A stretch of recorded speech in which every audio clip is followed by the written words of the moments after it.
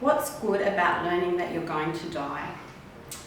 Well, interestingly, I think knowing that you're going to die opens up a lot of options for you about how you want to die, how you can support your family and your loved ones around your end of life. You can make really clear choices about how you want that part of your life to be. Having that opportunity of knowing who you want around you, how you'd like that to look like in terms of being at home or being in hospital or a hospice or residential aged care. I think knowing that you're going to die does have its benefits in terms of being able to plan. So I think that's a good aspect. Some people say they would much prefer to just die in their sleep and not be aware and not have to go through the period of time leading up to when they die. Other people say that they're grateful for that time to prepare themselves and their family, and that there's a richness that they hadn't realised in their life before they knew that time was running out. So the small things, small walks, just enjoying meals with the family. I think if you have a set time and that you know you're going to die soon, then you make the most of it.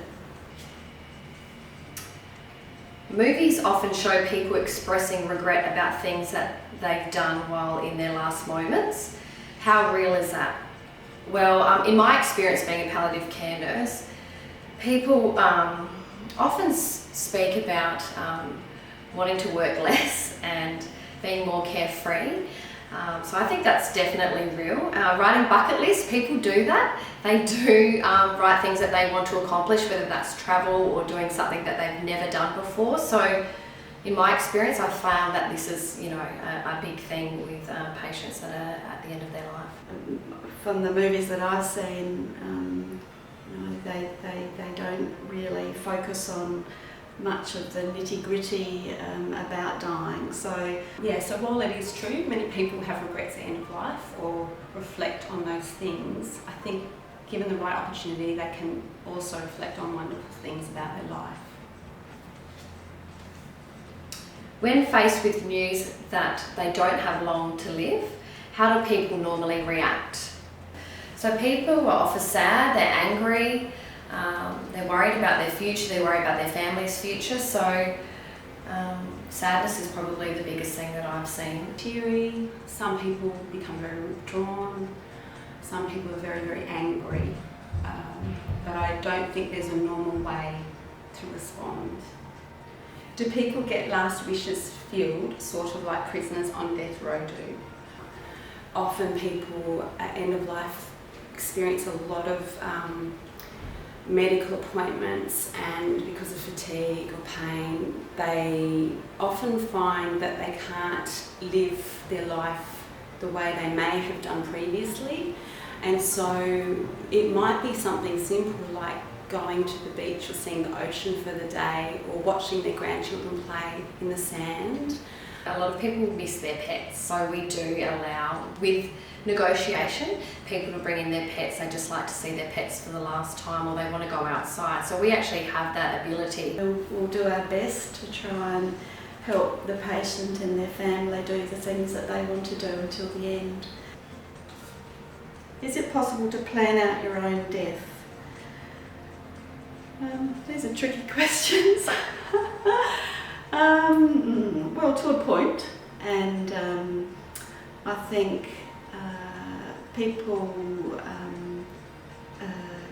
can certainly plan with their families about where they want to be, how they want to spend their time.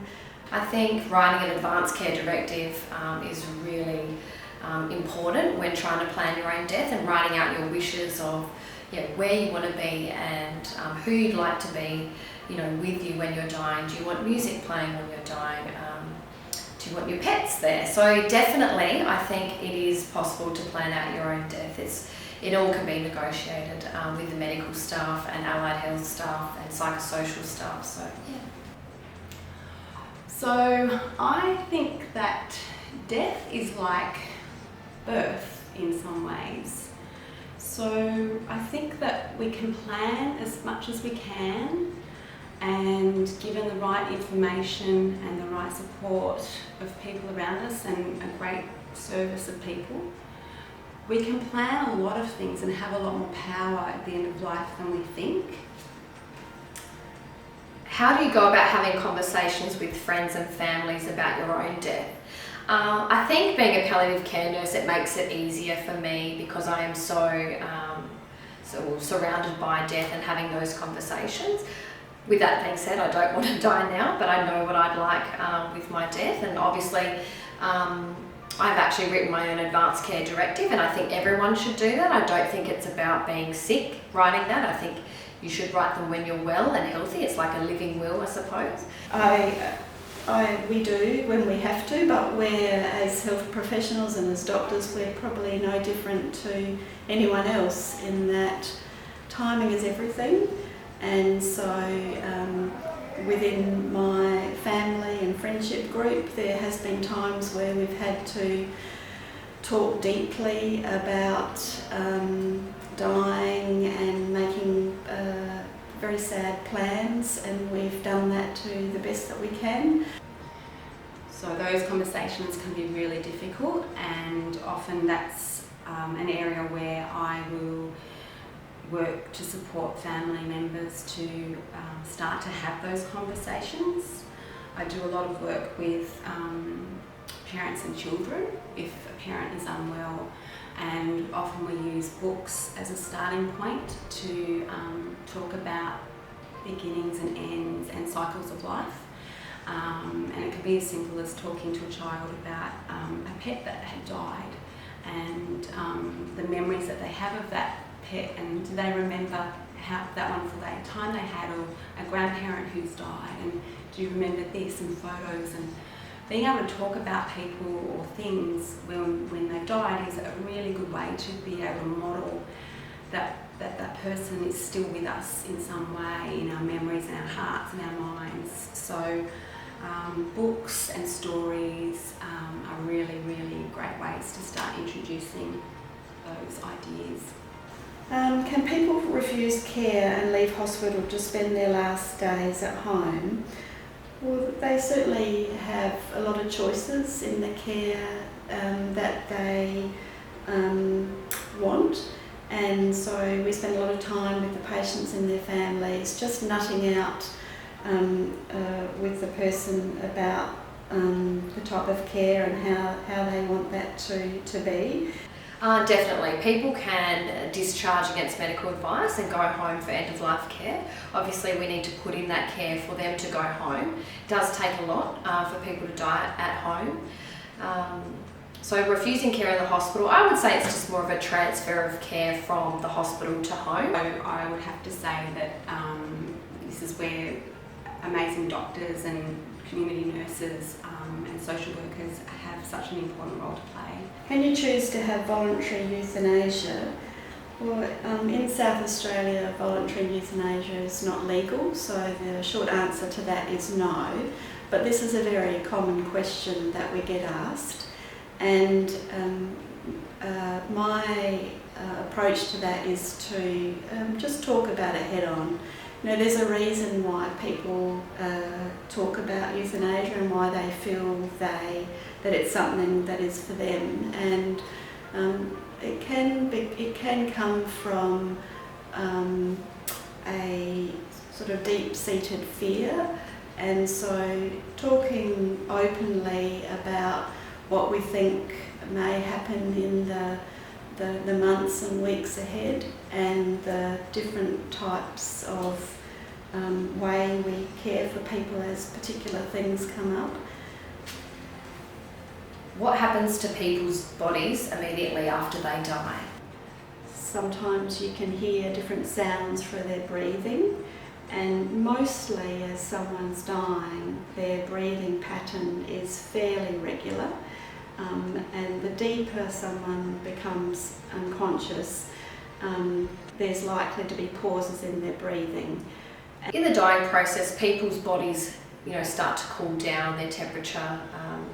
So your body does go quite cold quite quickly. Bodily fluids can be excreted from the body, so it's really important to maintain that person's well-being and dignity when they have died. And people's, obviously, you go a little bit rigid, that's called rigor mortis, and then your body relaxes. So it's really important, the jaw can drop down, so it's really important to prop the person's jaw up with a small face washer so their jaw doesn't drop down. Close their eyelids because their eyes can be open. It's really important to maintain the person's dignity when they have died and respect their bodies. But my understanding is that sometimes the body is just left in the hospital room for as long as the family might need to come and pay their respects or to spend time with them. After someone dies, we need to certify that life is extinct, and so a doctor or a nurse needs to do that, and what that entails is just using a stethoscope, putting the stethoscope over where we would hear the breath sounds and the heart, and we listen for 1 minute. And 1 minute can seem like a long time, but we go through that process, and then we also check with a light to see whether there's any activity of the pupil, so just shining a light into the person's eye. And so once the family leave the hospital or the home, then the funeral parlour is contacted, and then they make arrangements for either a burial or for a cremation at a later date.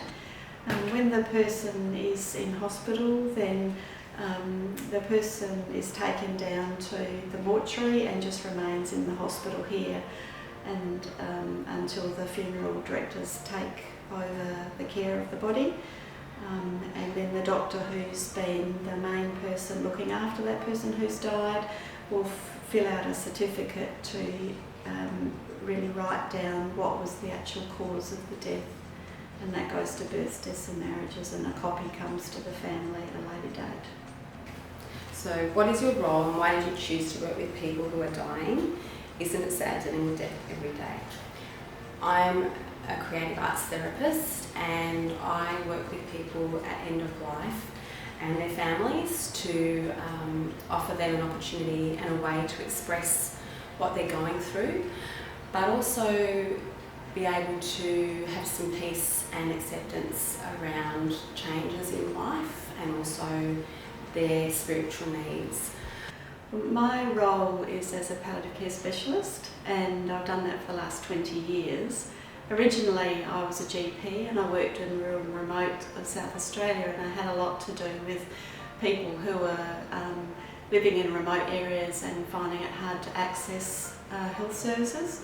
And so the beginning of my interest in palliative medicine was in Katherine, when I was dealing with a lot of Aboriginal people who were dying, and I thought that we should be able to do this better for them. So I am a nurse consultant with Central Adelaide Palliative Care Service, and I actually fell into palliative care, but I love looking after people who are at the end of their life.